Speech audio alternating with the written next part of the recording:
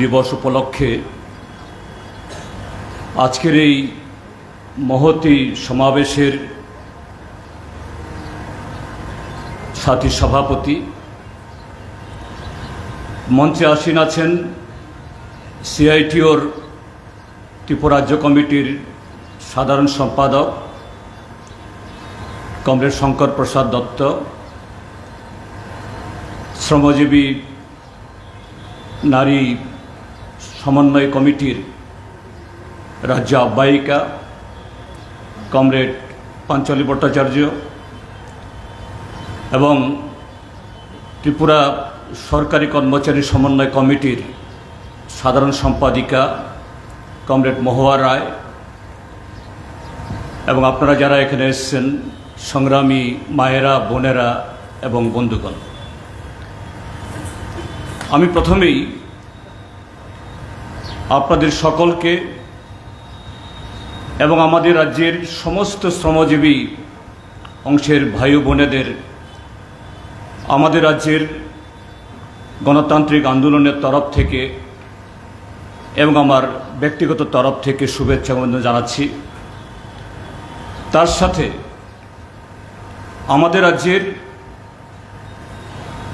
শ্রমজীবী অংশের মানুষের যে সংগ্রামের প্রতি, আন্দোলনের প্রতি আমি গভীর আন্তরিক সংহতি জ্ঞাপন করছি। আমার আগের বক্তাগণ সকলেই শ্রমিক আন্দোলনের সাথে যুক্ত, খুবই সুন্দরভাবে এই মে দিবস সৃষ্টি হওয়ার তার প্রেক্ষাপট এবং আজকের দিনে দাঁড়িয়ে আমাদের দেশে এবং আমাদের রাজ্যে শ্রমজীবী অংশের মানুষের সামনে যে বিপদ এবং সে বিপদকে এদেশের ট্রেড ইউনিয়ন মুভমেন্ট বা আমাদের রাজ্যের শ্রমজীবী অংশের মানুষের যে আন্দোলন, তারা কিভাবে এটাকে মোকাবেলা করছেন এবং আগামী দিন এটাকে আরও সংহত করা দরকার, আরও মজবুত করা দরকার, সেগুলো তারা ব্যক্ত করেছেন। আমি সেদিকে যাব না। আমি যেটা বলতে চাই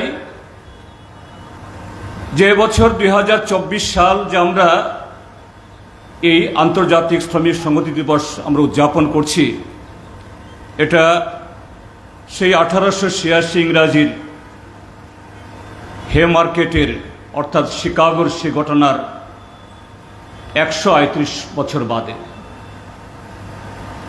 আর আনুষ্ঠানিকভাবে সারা পৃথিবীব্যাপী 1 মেকে শ্রমিক সংহতি দিবস হিসাবে উদযাপন করার যে আনুষ্ঠানিক সিদ্ধান্ত বা যে উদযাপন শুরু হয়েছে,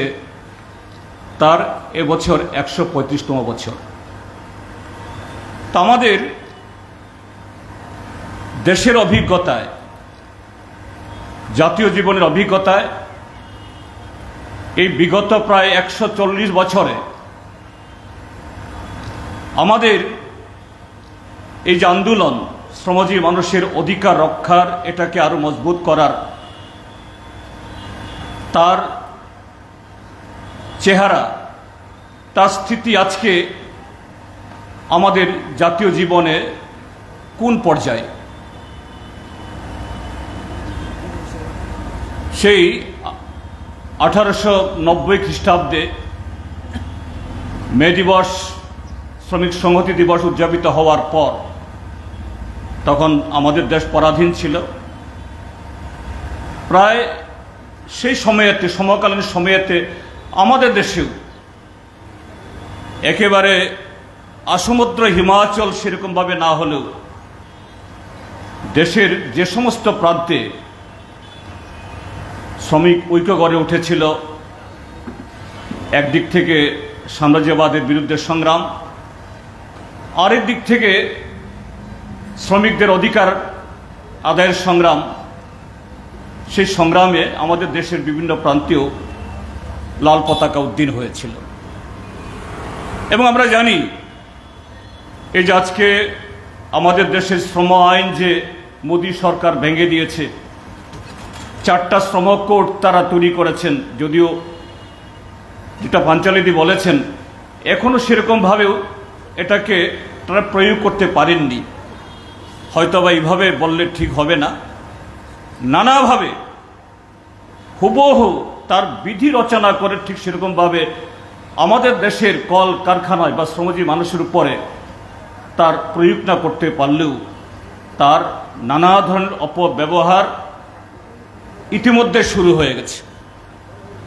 যাই হোক, আমরা যদি দেখি আমাদের দেশে এরকম প্রায় 44-45টা যে শ্রম আইন তৈরি হয়েছিল, এটা সবটাই স্বাধীন ভারতের সে 1950 সালে আমাদের সংবিধান গ্রহণ করার পর সবটা হয়েছে তা নয়, তার আগে থেকেও, এমনকি ব্রিটিশ জমানায়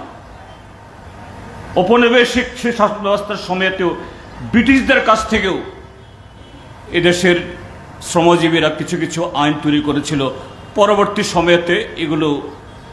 স্বাধীন ভারতে প্রবর্তিত সেখানে হয়েছে। কিন্তু আজকে আমরা কি লক্ষ্য করছি, স্বাধীন ভারতের একটা সরকার, যে সরকার এই সংবিধানের নামে শপথ গ্রহণ করে, সংবিধান রক্ষা করার জন্য অঙ্গীকার ঘোষণা করে, যারা শাসন ক্ষমতায় বসেছেন তারা অবলীলায় যা অর্জিত হয়েছে সমস্ত কিছুকে ভেঙে দিয়ে সেখানে কোড, সেই কোড মানে কি, সেই কোডে কি সংগঠিত শ্রমিক, কি অসংগঠিত শ্রমিক, অর্গানাইজড বা আনঅর্গানাইজড, কোনো অংশেরই স্বার্থ রক্ষা করার কোনো প্রভিশন, কোনো ধারা এই 4টা শ্রম কোডের মধ্যে নেই। সবটাই হলো মালিকদের পক্ষে, এবং সে মালিকরা এই গত 10 বছরে কিভাবে আমাদের দেশের এই শ্রমজীবী অংশের মানুষের উপরে মোদী সরকারের তাদের পৃষ্ঠপোষকতায়, তাদের সহযোগিতায় একদিক থেকে চলতি শ্রম আইনের অপব্যবহার আর শ্রম কোডের সেরকম প্রয়োগ না হলেও তারও সেখানে নানাভাবে কাজে লাগিয়ে আরও অন্যান্যভাবে আমাদের দেশের সরকার যেভাবে একচেটিয়া পুঁজি, অর্থাৎ শ্রমিকদের রক্ত ঘামকে শোষণ করে যারা তাদের পুঁজির পাহাড়, মুনাফার পাহাড় এটাকে স্ফীত করে, তা কি হয়েছে ইতিমধ্যেই আমরা এগুলো নানাভাবে আমরা চর্চা করেছি। আমাদের দেশের এই সময়ে যদি একটু আমরা এটাকে মেলে ধরি, সেখান থেকে পরিষ্কার হয়। যেমন আমরা এই সময়তে শুনি 2টি কর্পোরেট সংস্থা, আদানি এবং আম্বানি, অক্সফাম, যে আন্তর্জাতিক যে এরকম বিভিন্ন দেশের অর্থনীতি বা তার ইকোনমিক সাইজ এগুলো নিয়ে যারা নানা চর্চা করে, মূল্যায়ন করে, তাদের রিপোর্ট অনুসারে শুধু 2016 থেকে 2020 ইংরাজি মাত্র 5 বছর সময়ের মধ্যে মোদির যে শাসনের পরবর্তী সময় আরও হয়েছে, আম্বানির তার পুঁজির পাহাড় বৃদ্ধি হয়েছে 350%, অর্থাৎ 350 গুণ। আদানির পুঁজির পাহাড় স্ফীত হয়েছে 750%, মাত্র 5 বছর সময়েতে। এবং তার পরবর্তী সময়েতে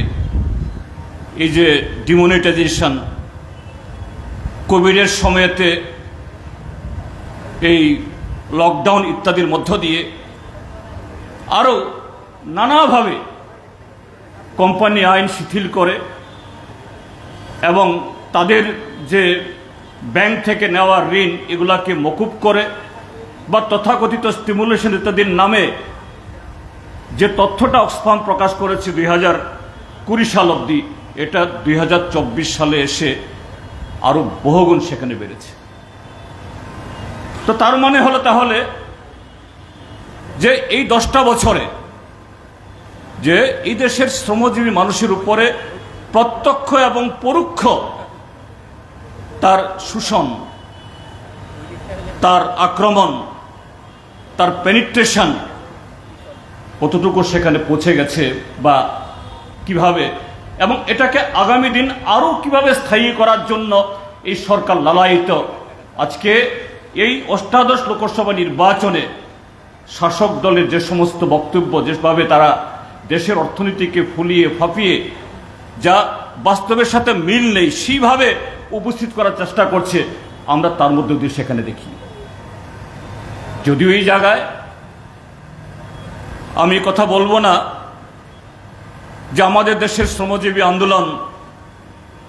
এই জন্য দুর্বল হয়েছে, পিছিয়েছে, আবার এটাও বলবো না যে এই মোদী সরকারের এই দানবীয় শ্রমজীবী তথা এই দেশের সাধারণ মানুষের স্বার্থ বিরোধী যে নীতিগুলি প্রবর্তিত করার চেষ্টা করছে, তার বিরুদ্ধে যে একেবারে সাংঘাতিকভাবে লড়াই সংগ্রামে অবতীর্ণ হয়ে তাকে প্রতিহত করতে পেরেছে, আমি সেটাও বলবো না। কিন্তু একটা আশার দিক, অবশ্যই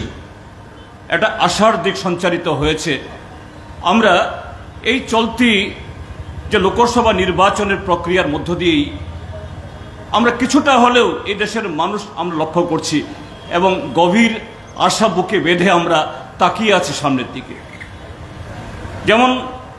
এই অষ্টাদশ লোকসভা নির্বাচন ঘোষণা হওয়ার আগে সারা দেশে একটা বাতাবরণ তৈরি হয়েছিল, রাম মন্দির উদ্ঘাটন এটা নিয়ে উন্মাদনা তৈরি করে, তার সাথে দেশের মানুষের সামনে একটা মিথ্যার একটা জগৎ তৈরি করে, যেন একটা বিকশিত ভারত, অমৃতকাল,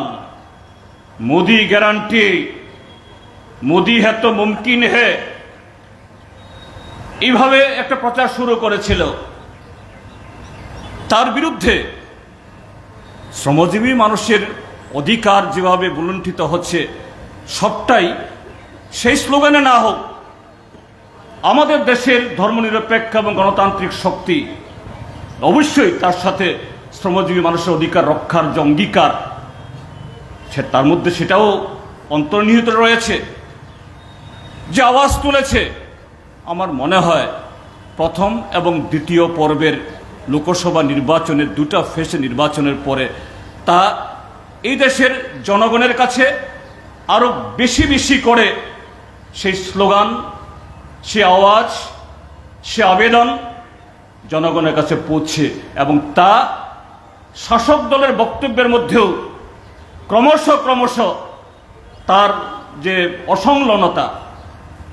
আত্মরক্ষামূলক এবং গোটা তাদের প্রচার ব্যবস্থাকে অন্যদিকে দাবিত করার জন্য যে চেষ্টা, তার মধ্য দিয়ে আমাদের এই লড়াই, অর্থাৎ একদিক থেকে শ্রমজীবী অংশের মানুষের লড়াই, আরেক দিক থেকে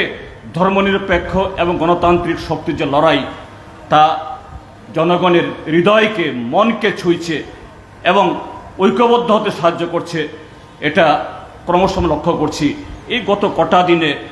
নরেন্দ্র মোদী আমাদের দেশের প্রধানমন্ত্রীর বক্তব্যের মধ্য দিয়ে। যদি যারা বাড়িতে টেলিভিশন আছে, সবার বাড়িতে আছে, বা সোশ্যাল মিডিয়া এখন প্রায় সবাই আমরা দেখি, আমরা দেখছি এ কটা দিনের প্রচারের মধ্যে একটা গুণগত একটা পরিবর্তন আসছে, যে নরেন্দ্র মোদীর বক্তব্যে মোদি গ্যারান্টি, বিকশিত ভারত, রাম মন্দির, এগুলো হারিয়ে গিয়ে শ্মশান, কবরস্থান, পাকিস্তান, মুসলমান, হিন্দু সংরক্ষণ, ওই মহিলাদের মঙ্গলসূত্র কেড়ে নেওয়া হবে, দেশের প্রধানমন্ত্রীর মতো একটা অত্যন্ত উচ্চ পদে বসেও সেই ব্যক্তির মুখ থেকে যখন এই জাতীয় ভাষা আসছে, এটা বুঝতে হবে এটা আত্মবিশ্বাসের না, এটা আত্মরক্ষার তাগিদে আত্মবিশ্বাস হারিয়ে দেশের শাসক দল, যারা এই দেশে গত 10টা বছর শ্রমজীবী অংশের মানুষ সহ এই দেশের 140 কোটি মানুষের উপর যারা স্টিম রোলার চালাতে চাইছে বা চালিয়েছে, তাদের বিরুদ্ধে এই দেশের মানুষ অন্তত একটা স্লোগান তুলতে পেরেছে, এটা সেখানে মনে হয়। তো এদিক থেকে প্রত্যেকটা বছর সারা পৃথিবীতে শুধু ট্রেড ইউনিয়ন না, আমরা যারা গণতান্ত্রিক আন্দোলনের সাথে যুক্ত আছি রাজ্যের মধ্যে, সমস্ত সংগঠন, সমস্ত সংস্থা আমরা এই দিবসটাকে উদযাপন করি আন্তর্জাতিক শ্রমিক সংহতি বা শ্রমিক ঐক্য দিবস হিসাবে। ত্রিপুরার প্রেক্ষিতে আমি মনে করি যে এই আন্দোলনকে আগামী দিন শুধু ইলেকটোরাল, অর্থাৎ আমরা যখন যে রাজনীতির কথা বলি তার মধ্যে সংসদীয় পক্ষ বিপক্ষ এই কথাগুলো সেখানে চলে আসে, কিন্তু শুধু শ্রমিকদের স্বার্থ রক্ষার প্রশ্নে এটাকে আরও কিভাবে, যেখানে সিআইটির সভাপতি মহোদয় এখানে বলেছেন যে 10টি ট্রেড ইউনিয়ন, এই যে নয়া উদারবাদী ব্যবস্থা তৈরি হওয়ার পর বিগত 30 বছরে প্রায় 23টি সর্বভারতীয় ধর্মঘট উদযাপন করেছে। সেখানে কিছু কিছু সংগঠন প্রাথমিকভাবে এগিয়ে এসেও পরবর্তী সময়ে পিছিয়ে গেলেও সে সমস্ত সংগঠনের যারা সদস্য তারা এর থেকে বিযুক্ত হতে পারেননি। সেই কারণে মোদী সরকার অনেক কিছু করতে চাইলেও সেটা করতে পারছেন না, আবার কিছু করছেনও। কিন্তু আমি মনে করি সেইটুকুতে আমাদের আত্মতুষ্টি লাভ করলে চলবে না, এটাকে সত্যিকারেরই শ্রমিকদের ঐক্য, শ্রমিকদের স্বার্থ রক্ষার জন্য, অধিকার রক্ষার জন্য এটাকে আরও কি মজবুত করা যায়। আমরা যদি আমাদের রাজ্যের অভিজ্ঞতায় দেখি, 2018 ইংরেজিতে এখানে সরকার পরিবর্তন হওয়ার পর অসংখ্য পাম্প অপারেটর, এগ্রিকালচারের ফার্মে যারা কাজ করেন, permanent labour, casual labour, anganwadi worker, anganwadi helper, তাদেরকে ছাঁটাই করে দেওয়া হয়েছে। হয়তো কিছু কিছু ক্ষেত্রে কোর্টে গিয়ে তারা কিছু জাস্টিস সেখানে পেয়েছেন, কিন্তু বেশিরভাগ ক্ষেত্রেতে যারা এইভাবে কাজ হারিয়েছেন তারা কিন্তু তাদের অধিকার ফিরে পাননি। তো এই ক্ষেত্রে দাঁড়িয়ে রাজ্যে গণতান্ত্রিক ব্যবস্থাতে যে কোনো দলের সরকার আসতে পারে, ভোট যাবে আসবে, সরকার তৈরি হবে, ভাঙবে, কিন্তু শ্রমিকদের অধিকার এইভাবে যাতে কোনো সরকার সেভাবে ভাঙতে না পারে, সেখানে কর্মসূচিগত এই ঐক্য এটাকে আরো মজবুত করার মধ্য দিয়ে শাসক গোষ্ঠীর যাবতীয় শ্রমিক বিরোধী, শ্রমবিরোধী তাদের নীতি, তাদের উদ্দেশ্য এটাতে কার্যকরী না করতে পারে, তার জন্য আমাদের ঐক্যকে আরো কিভাবে আমরা সম্প্রসারিত করতে পারি, আমরা মজবুত করতে পারি। এটা শুধু যে তার কাজ না হারাবার বা কাজ রক্ষা করার প্রশ্নে না। পাঞ্চালী দিদি শেষের দিকে বলেছেন একটা দিন এবারে নির্বাচন অভিজ্ঞতা রেখে যে নারীরা, হ্যাঁ আমরা কুর্নিশ জানাই, এবার এই অষ্টাদশ লোকসভা নির্বাচনে বিশেষ করে রামনগর বিধানসভা কেন্দ্রে বেশ কয়েকটা বুথে মহিলারা, যখন যুবকরা পোলিং এজেন্ট হতে চাইছেন না, মহিলারা এগিয়ে এসে বলছেন আমরা হব,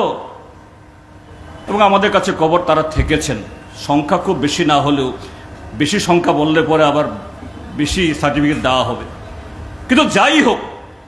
যারা করেছেন তারা দৃষ্টান্ত স্থাপন করেছেন সবার কাছে। তো তা দিয়ে কি প্রমাণ হলো? যদি রুখে দাঁড়ানো যায়, সাহস করে এগোনো যায়, শাসক দল শত্রু যতই রক্তচক্ষু দেখাক, যেহেতু তাদের সে কাজটা অনৈতিক আর আমাদের কাজটা নৈতিক, তারা অন্যায় লড়াই করছেন। আর যারা এই একটা পরিস্থিতিতে গিয়ে যারা অধিকার রক্ষা দাঁড়াচ্ছেন, তারা ন্যায়ের পক্ষে, সংবিধানের পক্ষে। তো স্বাভাবিক তারা 10 জন হলেও ভেতর থেকে তারা দুর্বল, আর অন্য দিক থেকে সংখ্যায় কম হলেও তারা সাংবিধানিক অধিকারের দিক থেকে, নাগরিক অধিকারের দিক থেকে তারা নৈতিক। কাজেই সংখ্যা কখনো সে সময় ম্যাটার করে না। এইভাবে যদি আমরা আমাদের অধিকার রক্ষার প্রশ্নে শুধু কাজ পাওয়া, কাজ রক্ষা করা, চাকরি হারানোর ভয় থেকে নিজেকে মজবুতভাবে নিজের অবস্থানকে বজায় রাখা, সেই প্রশ্নে না। এই রাজ্যের মধ্যে আজকে গণতন্ত্র যেরকমভাবে গণতান্ত্রিক অধিকারকে হরণ করা হচ্ছে, এটাকে পুনরুদ্ধার করার জন্য যদি আমরা সর্বত্র এভাবে এগিয়ে আসতে পারি। আমাদের রাজ্যে যদিও ফল প্রকাশ হলে লোকসভার এগুলো নিয়ে আমাদের আরও পর্যালোচনা করার সুযোগ হবে। শুধু আমরা যারা পার্টিতে আছি তারা না, সাধারণ মানুষের পক্ষেও সবাই এগুলো নিয়ে নানা রকম বিশ্লেষণ করবেন। কিন্তু সেই জায়গায় অভিজ্ঞতাটা কি? যেখানে রুখে দাঁড়িয়েছে, একসাথে হয়ে অন্যায়ের বিরুদ্ধে প্রতিবাদ করেছে, হয়তো প্রাথমিক আঘাত এসছে, কিছু ক্ষতি সাধনও তারা করেছে, কিন্তু শেষ পর্যন্ত যারা রুখে দাঁড়িয়েছেন অন্যায়ের বিরুদ্ধে, তার পক্ষে প্রশাসনকেও পেছনে এসে সাহায্য করতে তারা বাধ্য হয়েছেন। এবং মানুষ এসছেন অত্যাচারী শক্তি কি আপনার ভোটাধিকার বিরোধী বা আপনার কাজের অধিকার বিরোধী, সেই শক্তি পিছু হটেছে। আজকে এই 135তম আন্তর্জাতিক শ্রমিক সংহতি দিবসে আমাদের কাছে এটাই শপথ হোক কি অধিকার রক্ষার প্রশ্নে, এটা